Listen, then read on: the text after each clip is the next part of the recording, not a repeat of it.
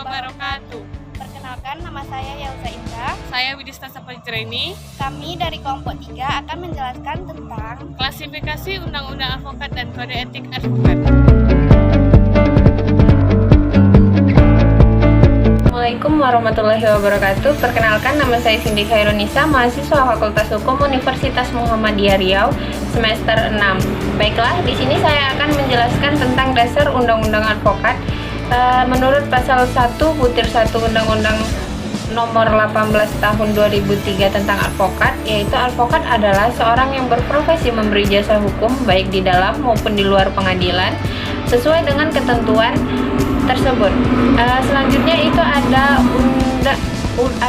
dasar hukum Undang-Undang Advokat nomor 18 tahun 2003. Yang pertama itu ada pasal 5 ayat 1 dan pasal 20 Undang-Undang Dasar Negara Republik Indonesia tahun 1945. Yang kedua itu ada Undang-Undang nomor 1 darurat tahun 1951 tentang tindakan-tindakan sementara untuk menyelenggarakan kesatuan, susunan, kekuasaan, dan acara peradilan-peradilan sipil. Yang ketiga itu ada Undang-Undang nomor 14 tahun 1970 tentang ketentuan-ketentuan pokok kekuasaan kehakiman. Yang keempat itu ada Undang-Undang nomor 8 tahun 1981 tentang hukum acara pidana. Yang kelima itu ada Undang-Undang nomor 14 tahun 1985 tentang Mahkamah Agung. Yang keenam itu ada Undang-Undang nomor 2 tahun 1986 tentang peradilan umum. Yang ketujuh itu ada Undang-Undang nomor 5 tahun 1986 tentang peradilan tata usaha negara. Yang kedelapan itu ada Undang-Undang nomor 7 tahun 1989 tentang peradilan agama. Yang kesembilan itu ada Undang-Undang nomor 31 tahun 1997 tentang peradilan militer. Yang ke-10 itu ada Undang-Undang nomor 4 tahun 1989 tentang penetapan peraturan pemerintah pengganti Undang-Undang nomor 1 tahun 1998 tentang perubahan atas undang-undang tentang kepailitan menjadi undang-undang. Yang terakhir itu ada Undang-Undang nomor 30 tahun 1999 tentang arbitrase dan penyelesaian sengketa. Hai, perkenalkan, nama saya Rasanti Evelyn Gultom. Saya dari Fakultas Hukum Universitas Muhammadiyah Riau semester 6. Baik, saya akan melanjutkan materi yang telah dibacakan oleh rekan saya. Baik, materi selanjutnya adalah poin-poin penting apa saja yang terdapat dalam Undang-Undang Advokat bagi mahasiswa Fakultas Hukum yang ingin sekali mengikuti ujian profesi advokat. Ujian profesi advokat ditempuh setelah yang bersangkutan atau calon peserta ujian profesi advokat menempuh pendidikan khusus profesi advokat atau disingkat dengan PKPA.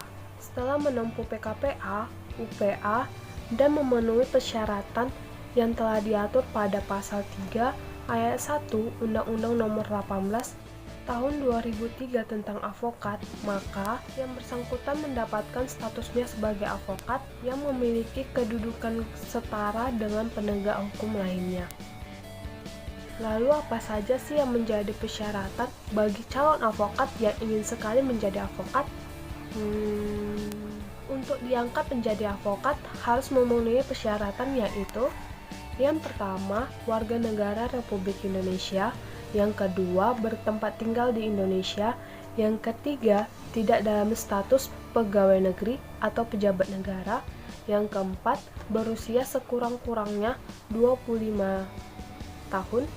Yang kelima, berijazah sarjana yang berlatar belakang pendidikan tinggi hukum sebagaimana dimaksud dalam pasal 2 ayat 1. Yang keenam, lulus ujian yang dilaksanakan oleh organisasi advokat, misalnya Peradi. Yang ketujuh, magang sekurang-kurangnya 2 tahun secara terus-menerus di kantor advokat.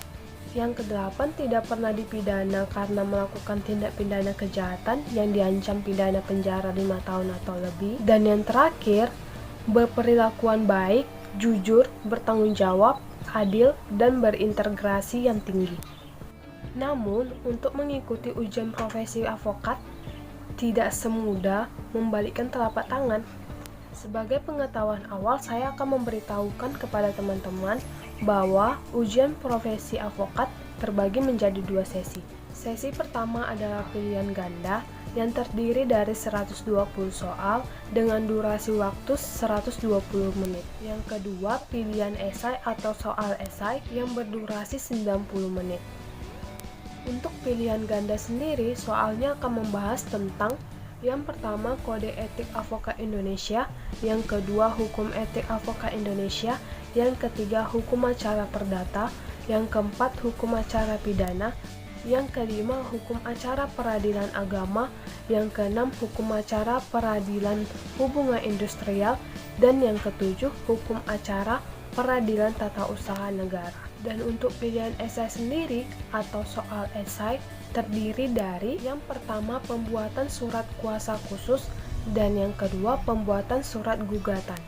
Baik, sekian dari saya. Selanjutnya akan dilanjutkan oleh rekan saya.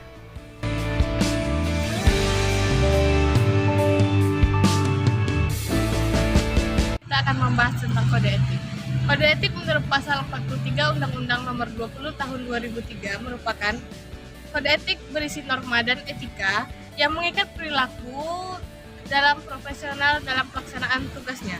Menurut Sony Keraf, kode etik merupakan kaidah moral yang berlaku khusus untuk orang-orang profesional dalam bidangnya. Kode etik advokat adalah ketentuan tertulis yang mengatur tentang kepribadian, perilaku, dan kehormatan dalam Undang-Undang Advokat. Ini diatur dalam Kode Etik Advokat Indonesia yang disahkan pada tanggal 23 Mei tahun 2002 yang dalam keputusan dan peraturan Dewan Kehormatan. Fungsi dan tujuan kode etik. Yang pertama, kode etik dapat memberikan pedoman bagi setiap anggota profesi tentang prinsip profesionalitas. Dengan kode etik ini, pelaksanaan profesi mampu mengetahui hal yang boleh dilakukan dan hal yang tidak boleh dilakukan. Yang kedua, kode etik merupakan sarana kontrol sosial bagi masyarakat atas profesi yang bersangkutan. Maksudnya adalah etika profesi dapat memberikan suatu pengetahuan kepada masyarakat agar juga dapat memahami arti pentingnya suatu profesi dalam kehidupan masyarakat, sehingga memungkinkan pengontrolan terhadap pelaksanaan di lapangan kerja dalam kalangan sosial. Yang ketiga, kode etik profesi mencegah campur tangan dari pihak di luar organisasi profesi tentang hubungan etika dalam keanggotaan profesi.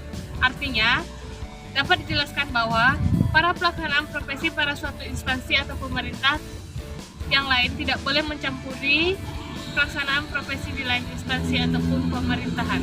Yang keempat, advokat boleh tolak klien jika tidak sesuai dengan kehendak hati nuraninya. Pada dasarnya, perbuatan menolak klien merupakan pelaksanaan terhadap sumpah atau janji advokat yang diatur dalam pasal 4 ayat 2 Undang-Undang Advokat. Namun, dalam Kode Etik Advokat Indonesia, tercantum kebolehan advokat untuk menolak klien jika tidak sesuai dengan kehendak hatinya. Advokat boleh mengundurkan diri apabila kemampuannya tidak sesuai dengan permasalahan pada klien. Salah satunya jika perkara tersebut tidak sesuai dengan keahlian dan bertentangan dengan kehendak hatinya, yang mana diatur dalam pasal 3 Kode Etik Advokat Indonesia. Yang keempat, advokat wajib menyimpan rahasia klien. Ini diatur dalam pasal 4 Kode Etik Advokat Indonesia yang menyatakan bahwa seorang advokat wajib memegang rahasia jabatan tentang hal-hal yang diberitahukan oleh klien secara kepercayaan dan wajib menjaga rahasia itu hingga berakhirnya hubungan antara advokat dan klien itu. Kemudian, pada pasal 19 ayat 1 Undang-Undang Advokat juga menyatakan bahwa advokat wajib menyimpan rahasia dari kliennya. Segala sesuatu yang diketahui atau diperoleh dari klien karena hubungan profesinya, kecuali ditentukan oleh undang-undang. Yang kelima, advokat tidak boleh beriklan. Larangan beriklan ini bertujuan untuk mencegah advokat menjanjikan suatu kemenangan dalam perkara, sebab menawarkan jasa sama dengan menawarkan kemenangan kepada kliennya. Selain itu, beriklan juga dapat merendahkan martabat profesi advokat sebagai profesi terhormat ataupun officium nobile, serta kedudukan yang setara dengan penegak hukum lainnya, sebab advokat tidak perlu beriklan untuk menjamin tegaknya suatu hukum.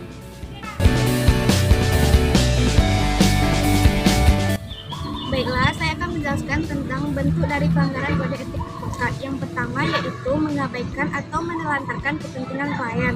Yang kedua, berbuat atau bertingkah laku yang tidak patuh terhadap lawan atau rekan seprofesi.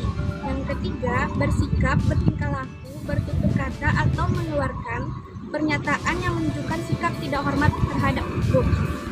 Dan yang keempat, berbuat hal-hal yang bertentangan dengan kewajiban advokat. Yang kelima, melakukan pelanggaran terhadap peraturan perundang-undangan dan atau perbuatan tercela. Yang terakhir yaitu melanggar sumpah janji dari advokat. Penyelesaian pelanggaran kode etik advokat. Apabila seorang advokat telah terbukti melakukan suatu pelanggaran, maka ia dapat dilaporkan oleh orang yang diklasifikasi dapat membuat pengaduan secara tertulis, antara lain seperti klien, teman sejawat, pejabat atau penguasa, anggota masyarakat, dewan pimpinan pusat ataupun cabang. Laporan tersebut disampaikan kepada Dewan Kehormatan Cabang. Namun, bila mana di suatu tempat atau daerah tertentu tidak ada cabang, pengaduan disampaikan kepada Dewan Pimpinan Pusat dan kemudian Dewan Kehormatan tersebut memproses pengaduan tersebut sesuai dengan hukum acara yang berlaku, yaitu hukum acara Dewan Kehormatan. Proses pemeriksaan sebagaimana telah diatur dalam hukum acara yang berlaku, yaitu yang pertama pengaduan, yang kedua tingkatan-tingkatan pemeriksaan, yang ketiga pemeriksaan pada tingkat pertama oleh Dewan Kehormatan Cabang, yang keempat yaitu sidang-sidang Dewan Kehormatan Cabang ataupun daerah, yang kelima cara pengambilan keputusan, yang terakhir yaitu menyampaikan salinan putusan.